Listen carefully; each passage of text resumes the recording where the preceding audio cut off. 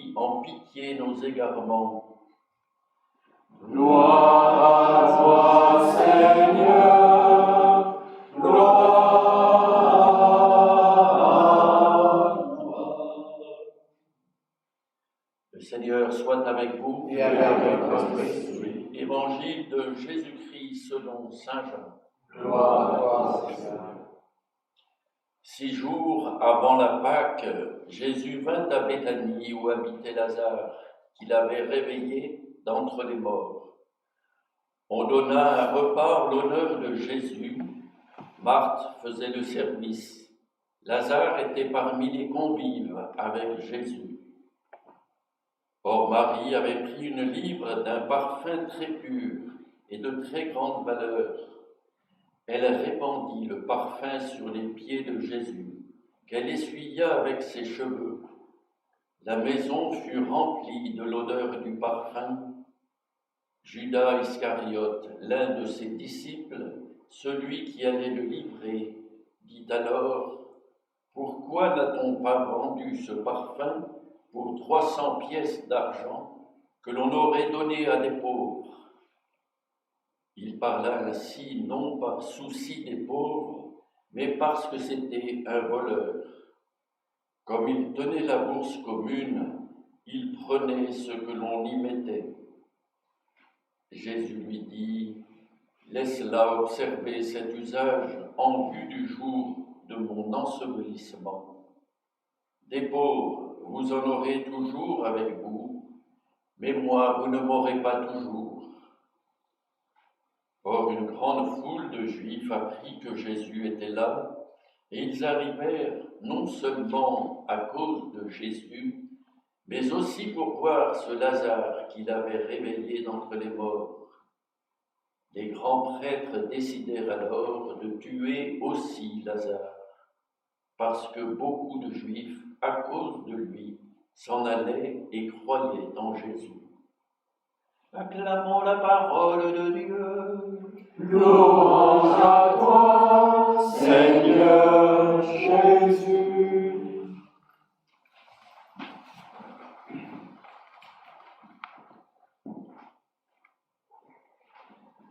L'entrée dans la Semaine Sainte se fait à Béthanie par une onction de parfum abondant et généreux. Ce temps vient accomplir la révélation de Siméon à Marie, à savoir que les cœurs se révèlent. Le fossé grandit, la rupture va s'accomplir entre deux esprits. Le jaloux, inquiet, qui cherche à capter la vie et qui semble le seul acteur et décideur de ce temps, mais il ne voit pas qu'il ne fera que révéler Dieu, un Dieu autre que le sien, serviteur souffrant d'Isaïe, fils de l'homme, en ce Verbe fait chair qui traverse les siècles et donne la vie, le bien-aimé du Père. Dans ce récit, il y a Marthe, il y a Marie, il y a la foule, il y a Lazare, Jésus et les 12. Et à part, dans les ténèbres, les grands prêtres s'inquiètent d'eux-mêmes. Puis il y a Judas, qui peut être cette faille en moi qui laisse entrer le mensonge et la mort.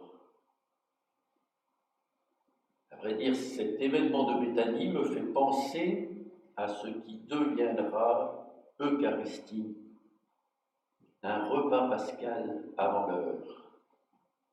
Marthe sert, telle une diaconesse, femme de l'ombre, sans qui ce repas ne se vivrait pas. pour rassembler une communauté autour de leur pasteur et agneau, Jésus le Christ. Il y a Marie qui vient ouvrir les cœurs à celui qui s'offre, un peu comme un encens d'offertoire qui invite à accueillir et faire mémoire de celui qui vient nous tourner avec lui vers son Père et notre Père.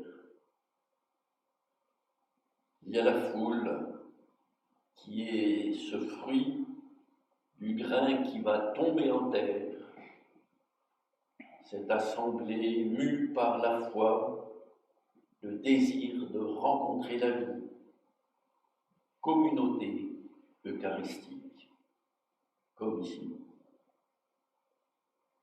Ce repas dit l'assemblée des croyants qui viennent s'exposer à la faiblesse de Dieu en son Fils serviteur, grain bientôt enseveli pour notre vie. Faiblesse apparente qui dit en fait la force d'une infinie tendresse de Dieu. Ce repas invite au silence intérieur de toute la Semaine Sainte. Isaïe et son chant du serviteur évoquent Jésus lors de son baptême. Voici mon élu qui a toute ma faveur, sur lui repose mon esprit. Il établira le droit sur la terre, et ce droit il va l'établir, plus que comme seulement serviteur, mais comme fils de Dieu jusqu'au bout. Nous pouvons, au début de cette Semaine Sainte, rendre grâce pour celui qui reçoit de Dieu d'être fils. Il nous dira « Aimez-vous les uns les autres comme je vous ai aimés ». Ce sera la loi nouvelle, le droit qu'il établit. Il n'accapare jamais son Père, il le reçoit pour le partager à ses